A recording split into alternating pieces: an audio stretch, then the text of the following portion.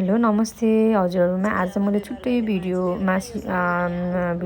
शीर्षकमा भिडियो बनाउन गइरहेको छु। यो चाहिँ मैले ओखलढुङ्गा खबरबाट चाहिँ हेरेको जुन सोशल मिडियाहरू हेर्दै गर्दाखेरि चाहिँ मैले देखेँ। अनि यो चाहिँ ओखलढुङ्गामा घटेको रहेछ। अनि यो चाहिँ आमा चाहिँ बजार आउनुभएको रहेछ आलु बेच्नको लागि। अनि चारजना भर्खरको मान्छेहरूले हुन्छ नि चारजनाले पत्रिकाले छोपेर चाहिँ आलु लिने न्युमा सबै आलु लिन्छु भन्ने न्युमा यिनीहरूले चाहिँ यसरी आमालाई लुटेर लगेछन्। 2.5 तोलाको सुनको सिक्री। अहिलेको यस्तो महँगाइमा हुन्छ नि सुन कति महँगो भएको छ। अनि यत्रो दुःख गरेर जोडेको अनि यस्तो भर्खरको केटाहरूले हुन्छ नि अब गरेर खानु नि हात खुट्टा चल्ने मान्छेहरू त दुःख गरेर खानु नि किन यस्तो लुटेर खानु। अनि हेर्नु त कसरी लुटेको छन्। अनि एकदमै नराम्रो लाग्यो हैन। अनि अब हजुरहरूले पनि अब हेर्न सक्नुहुन्छ।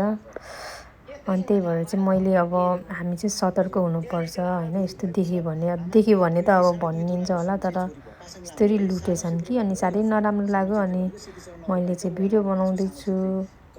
अनि अब सबैलाई नै अब होसियार हुनुपर्छ है अहिलेको जमानामा के गर्नु गाह्रो छ।